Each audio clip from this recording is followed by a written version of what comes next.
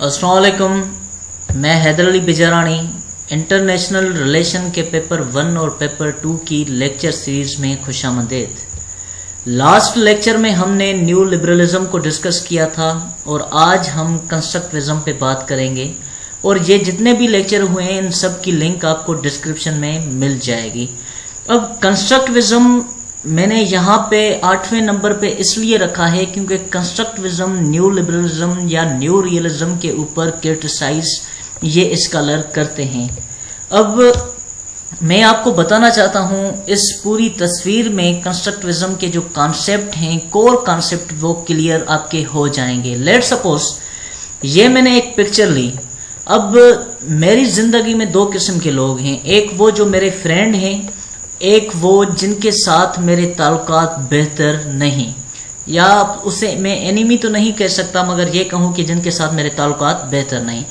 अब वो लोग जिनके साथ मेरे हिस्टोरिकल एक्सपीरियंसेस बेहतर रहे वो यही कहेंगे कि भाई हैदर ने यहाँ पे ये तस्वीर दिखाने की उसे ज़रूरत शायद इसलिए पड़ी कि वो कंस्ट्रक्टिविस्ट थ्योरी सही तरीके से एक्सप्लेन कर सके। मगर वो लोग जिनके साथ मेरे ताल्लुकात बेहतर नहीं, जो हिस्टोरिकल उनके साथ मेरे एक्सपीरियंसेस रहे वो ठीक नहीं रहे, वो यही कहेंगे कि भाई ये तस्वीर दिखाने की ज़रूरत क्या थी। वो डायरेक्ट इस थ्योरी पे आ जाते और थ्योरी पे आकर थ्योरी बताते। शायद वो थ्योरी नहीं समझा पा रहे तो इसलिए वो अपनी बात को घुमा रहे हैं। तो यही है कंस्ट्रक्टिविज्म। मतलब जिनके साथ मेरे हिस्टोरिकल एक्सपीरियंसेस बेहतर वो मेरी हर बात को ठीक समझेंगे, जिसके साथ मेरे हिस्टोरिकल एक्सपीरियंसेस ठीक नहीं वो मेरी हर बात में कोई ना कोई बात निकाल ही लेंगे। तो यही है कंस्ट्रक्टिविज्म।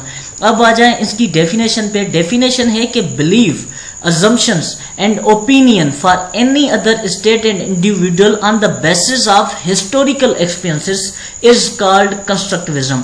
मतलब कि हिस्टोरिकल एक्सपीरियंसेस के तहत किसी भी कंट्री के लिए, किसी भी इंडिविजुअल के लिए जो भी ओपिनियन बनते हैं, जो भी बिलीव्स बनते हैं, उनको ही कंस्ट्रक्टिविज्म कहा जाता है। लेट सपोज कि यूएसए को, यूनाइटेड स्टेट ऑफ अमेरिका को नॉर्थ कोरिया के न्यूक्लियर वेपन से बहुत इशू है, मगर उसे यूनाइटेड किंगडम के न्यूक्लियर वेपन से इशू क्यों नहीं, उन्हें फ्रांस के न्यूक्लियर वेपन से इशू क्यों नहीं? क्योंकि shared history has told the United state of America that the United Kingdom is not a threat to the United State of America। अब बात समझ में आ गई। वो बात ये थी कि हिस्टोरिकल एक्सपीरियंसेस ने अमेरिका को बताया कि भाई जो नॉर्थ कोरिया के न्यूक्लियर वेपन हैं वो आपके लिए खतरा हो सकते हैं, मगर यूनाइटेड किंगडम के न्यूक्लियर वेपन आपके लिए खतरा नहीं हो सकते क्योंकि आपके उनसे हिस्टोरिकल एक्सपीरियंसेस अच्छे रहे हैं। आगे बढ़ते हैं। अब हिस्टोरिकल एक्सपीरियंसेस हमेशा एक कंस्ट्रक्ट डिजाइन करते हैं। अब वो कंस्ट्रक्ट कैसा होता है? कंस्ट्रक्ट दो किस्मों का होता है, या परसेप्शन ऑफ कोऑपरेशन होता है या परसेप्शन ऑफ एडवर्सरी। अब देखें, अगर किसी भी कंट्री के साथ आपके हिस्टोरिकल एक्सपीरियंसेस अच्छे रहे तो आपका परसेप्शन ऑफ कोऑपरेशन कंस्ट्रक्ट होगा, डिजाइन होगा। अगर किसी भी कंट्री के साथ आपके हिस्टोरिकल एक्सपीरियंसेस अच्छे नहीं रहे तो परसेप्शन ऑफ एडवर्सरी डिजाइन होगा। जब परसेप्शन ऑफ एडवर्सरी होगा किसी भी कंट्री के बाद तो आप परसेप्शन ऑफ सेल्फ में जाएंगे, मतलब कि अपनी मदद करने की कोशिश करेंगे। जैसे कि नॉर्थ कोरिया के न्यूक्लियर वेपन को यूनाइटेड स्टेट ऑफ अमेरिका क्यों क्रिटिसाइज कर रहा है, क्यों कंडेम कर रहा है? क्योंकि उनके साथ जो ताल्लुकात, हिस्टोरिकल एक्सपीरियंस रहे वो अच्छे नहीं रहे। इस बात की वजह से ही अमेरिका को परसेप्शन ऑफ सेल्फ की लगी हुई है कि किसी भी बुनियाद पे इनको रोका जाए। अब यहाँ पे मैं आपको बता दूं, अलेक्जेंडर वेंडेट जो कंस्ट्रक्टिविज्म का फाउंडर था, उन्होंने कहा कि anarchy is what state makes of it. अब देखें, रियलिज्म या न्यू रियलिज्म या न्यू लिबरलिज्म, उन दोनों ने अनार्की को कहा था कि भाई अनार्की है, मगर कंस्ट्रक्टिविज्म के लोगों ने, उनके स्कॉलर्स ने ये कहा कि भाई अनार्की कुछ भी नहीं, आप लोगों ने ही अनार्की को बनाया है। मतलब लेट सपोज आपने अनार्की में ये कहा कि भाई इंटरनेशनल सिस्टम में कोई भी सेंट्रल गवर्नमेंट नहीं, मतलब इंटरनेशनल सिस्टम में है अनार्की, जिसके तहत हर कंट्री अपना सर्वाइवल और सिक्योरिटी के लिए मिलिट्री पावर को बढ़ाएगा। अब कंस्ट्रक्टिविस्ट ये कहते हैं कि भाई देखें, चाइना के लिए भी अनार्की है इंटरनेशनल सेटअप में, बेल्जियम के लिए भी इंटरनेशनल सेटअप में अनार्की है, मगर चाइना उस अनार्की को अलग हिसाब से डील करेगा, बेल्जियम उस अनार्की को अलग हिसाब से एड्रेस करने की कोशिश करेगा। तो यह तो जरूरी नहीं कि आप अनार्की को बुनियाद बना के आप अपनी मिलिट्री पावर को बढ़ाते जाएं। मतलब इनका कहने का यही मतलब है कि आपके जिसके साथ हिस्टोरिकल एक्सपीरियंसेस अच्छे रहे और जिसके साथ आपके हिस्टोरिकल एक्सपीरियंसेस अच्छे नहीं रहे तो आप सब काम उस बुनियाद पर ही करते हैं। आप कंडेम सिर्फ उनको करते हैं जिनके साथ आपके हिस्टोरिकल एक्सपीरियंसेस अच्छे नहीं रहे। तो इस ही बात के बुनियाद पर कंस्ट्रक्टिविस्ट जो स्कॉलर हैं वो न्यू रियलिज्म और न्यू लिबरलिज्म को भी क्रिटिसाइज करते हैं। अब आपको बता दें, वो कहते हैं कि power maximisation to cooperation historical ideas have developed a construct. मतलब कि बहुत सी कंट्रीज जो पावर मैक्सिमाइजेशन के चक्कर में लगी होती हैं, बहुत सी कंट्रीज कुछ कंट्रीज के साथ कोऑपरेशन के चक्कर में लगी होती हैं। अब अगर पावर मैक्सिमाइजेशन भी करें या कोऑपरेशन भी करें तो इनका कोई भी बुनियाद नहीं होता, न ही इनका अनार्की की वजह से ये सब कुछ करते हैं, ये सिर्फ हिस्टोरिकल एक्सपीरियंसेस की वजह से करते हैं।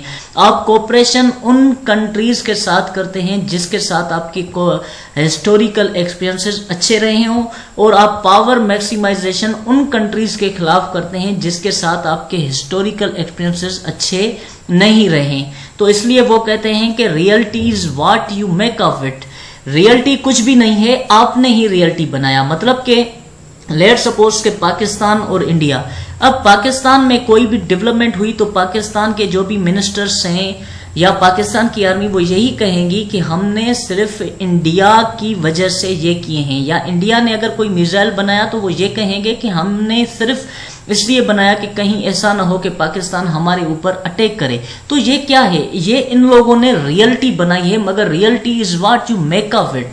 हकीकत में हिस्टोरिकल एक्सपीरियंसेस हैं जिसकी बुनियाद पर ही उनका परसेप्शन ऑफ एडवर्सरी बना हुआ है। और दूसरी बात, ये जो परसेप्शन बनती है, ये जो कंस्ट्रक्ट बनता है, ये नर्चर होता है, ये कोई नेचर नहीं होता, इनको बनाया जाता है। हिस्टोरिकल एक्सपीरियंसेस के तहत ये सारी चीजें बनती हैं, ये कोई नेचुरल चीजें नहीं होती। जैसे मैंने आपको पाकिस्तान और इंडिया का मिसाल दे दिया, इनके हिस्टोरिकल जब एक्सपीरियंसेस आपस में ठीक नहीं तो इस बात की वजह से ही ये जो भी काम करते हैं दूसरी कंट्री को कंडेम करने के लिए करते हैं, या दूसरी कंट्री की किसी भी डेवलपमेंट को ये क्रिटिसाइज करते हैं। लेट्स सपोज के सऊदी की ऑयल फील्ड पे जब 2019 में अटैक हुआ तो सऊदी अरबिया ने सबसे पहले जो इल्जाम लगाया वो लगाया कि ये सब कुछ ईरान ने करवाया है। किससे? यमन के हूथी से।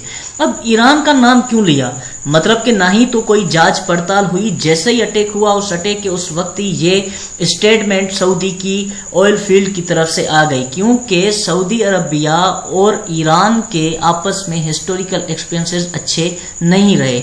या एक एग्रीमेंट साइन किया गया था 2020 में, बीका एग्रीमेंट, ये किया गया था यूनाइटेड स्टेट ऑफ अमेरिका और इंडिया ने। अब ये अमेरिका और इंडिया ने जैसे ही एग्रीमेंट साइन किया तो उस वक्त बिल्कुल ही चाइना की तरफ से इसको कंडेम किया गया, और चाइना ने कहा कि ये एग्रीमेंट सिर्फ हमें कर्टेल करने के लिए, हमारी डेवलपमेंट को खत्म करने के लिए बनाया गया है। अब ये क्यों चाइना ने कहा? क्योंकि वहां पे तो बहुत सी और कंट्रीज भी थी नेबरिंग। श्रीलंका ने क्यों नहीं किया? बांग्लादेश ने क्यों नहीं कहा? सिर्फ इसलिए नहीं कहा क्योंकि चाइना के historical experiences United state of America और इंडिया के साथ बेहतर नहीं रहे। तो कहने का मेन जो पॉइंट है वो यही है, कंस्ट्रक्टिविस्ट कहते हैं कि आप जो भी डेवलपमेंट करते हैं अनार्की के हिसाब से कहते हैं, ये है कि हमने लेट सपोज वो क्यों कहेंगे, वो कहेंगे कि हमने बीगा एग्रीमेंट सिर्फ इसलिए ज्वाइन किया, इसलिए बनाया क्योंकि इंटरनेशनल सिस्टम में है अनार्की, इसलिए अपनी सर्वाइवल और सिक्योरिटी के लिए अपनी मदद आप करनी पड़ेगी, जिसके लिए हमने मिलिट्री पावर बढ़ाया। मगर हकीकत यह है कि ये सब कुछ आप अपने हिस्टोरिकल एक्सपीरियंसेस के वजह से ही करते हैं। तो ये रहा कंस्ट्रक्टिविज्म पे मेरा लेक्चर। मैं उम्मीद करता हूं कि आपको पसंद आया होगा। अगर पसंद आया हो तो लाइक करें, सब्सक्राइब करें एंड शेयर करें। Thank you, that's all.